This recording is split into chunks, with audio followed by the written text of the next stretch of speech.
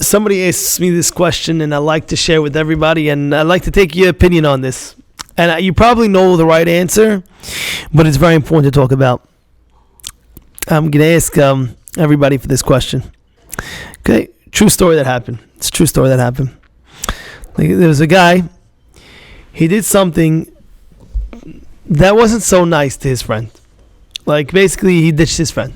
He was supposed to pick him up, and from that, it came out to a little bit of a break of friendship. They were friends. They were very close. And one time, he didn't pick him up, and this, that. And from there, it rolled that, they broke off friendship for like about, that year. They didn't speak to each other for like about six months to a year. This is a true story that happened. Anyway, now remember, they're friends. The person, his friend, had a baby boy. And now came the bris. And his friend invites his other friend that he didn't pick up.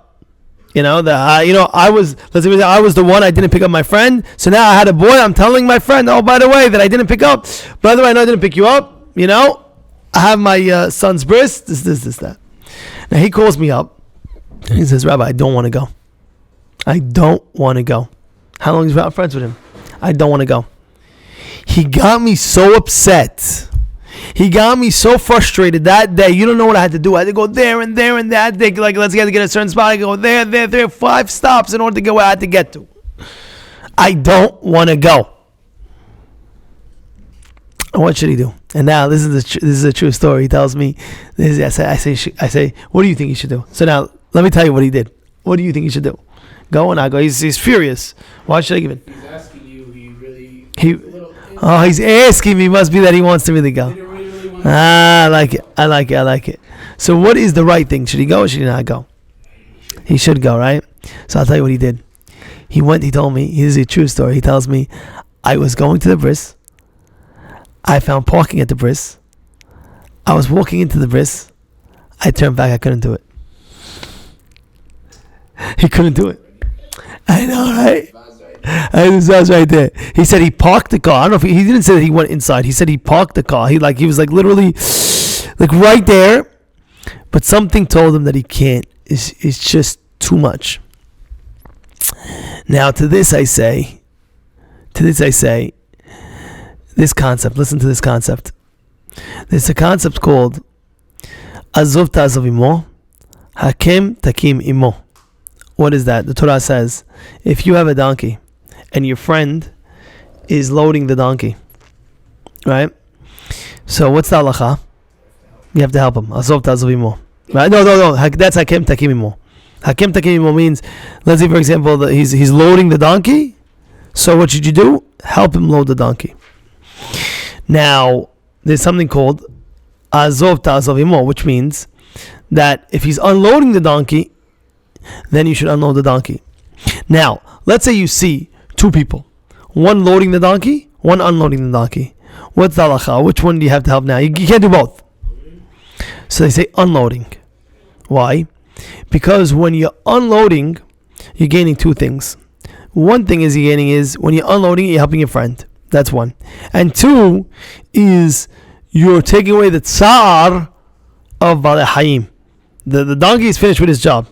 So now why does he have to keep on holding the fridge on top of his hump? You know what I'm saying? He's holding the fridge, holding the fridge. Get him off. He's done. Finished.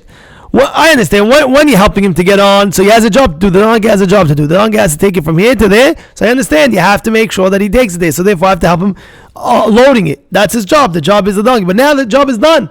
So why does the donkey have to suffer more?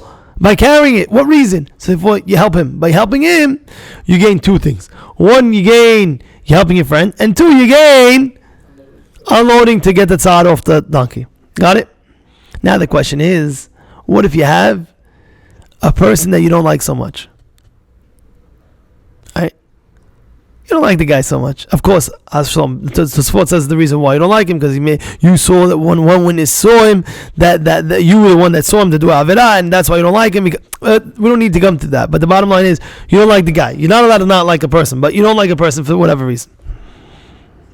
So now, the person that you don't like, he's loading the donkey. And the person's loading the donkey. And the other person that you like is unloading. Now, really, we said who are you supposed to help? The unloading. But this time it says, the halakha says you help the loading. Why?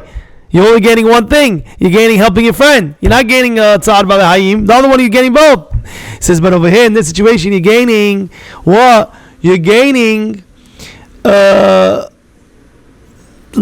yitzro.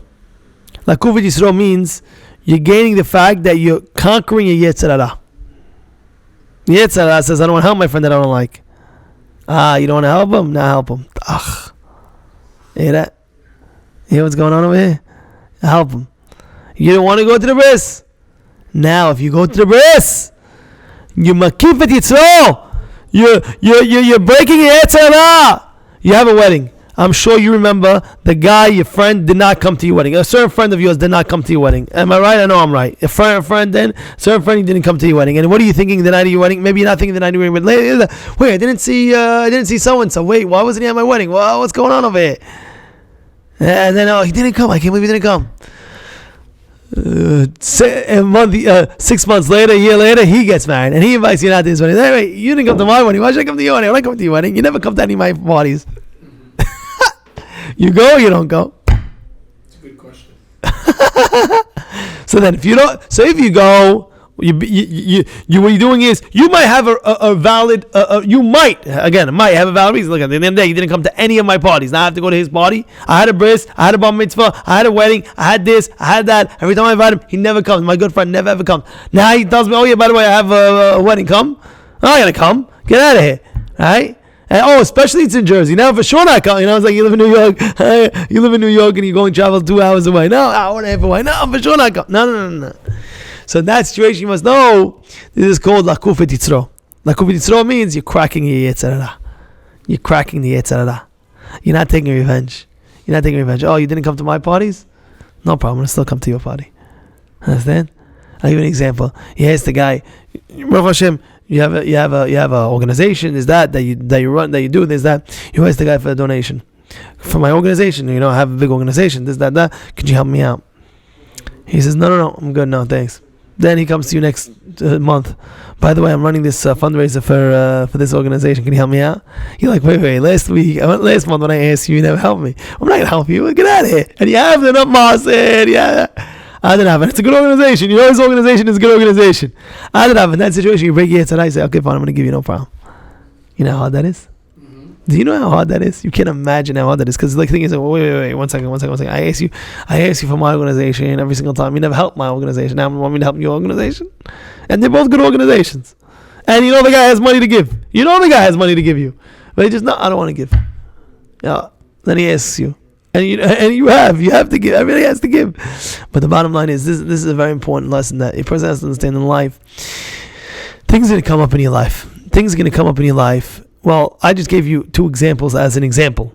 But many other things. There's going to be many other things. I'll give you the perfect example. You're walking down your block, all right? And you have neighbors on the block. You always say hello to somebody. And he never says hello back. All right? So he said, I'm not going to say hello. This morning, I'm not going to say hello back to him. He never says hello to me. I always say hello to him. He never says back, Shabbat Shalom. You have to go, Shabbat Shalom. Good Shabbos. Yeah, the guy doesn't, let's say he doesn't return the Good Shabbos. Oh, Shabbat Shalom. He's on your block. So he's saying, no, next time I'm not going to say Shabbat Shalom to him. I'm not going to say Good Shabbos to him. Like that. Then what are you doing? You have to build yourself. I'm going to say Good Shabbos. I'm going to say Shabbat Shalom. Even though I know he's not going to say Shabbat Shalom, don't worry. I'm working on myself. I'm makifat yitzro. I'm cracking my yetzer hara. You understand? A very important concept. And it's a concept that you have again and again in the Torah. Lo tikom. Don't take revenge. A guy did this. Lo titor. Don't. All these things come up again. Why? You have to understand something. Our mission in life, we have a yetzer hara. Everybody has a yetzer hara, and our mission is to crack them more and more. How do we do that? Sometimes it's things where we say, he did this to me, I'm not doing that to him. Then he say, oh, no, he did this to me, I am going to help him out, no problem. This is a very, very big lesson that we have in the Parashat Shavua. Have a great day. Shabbat.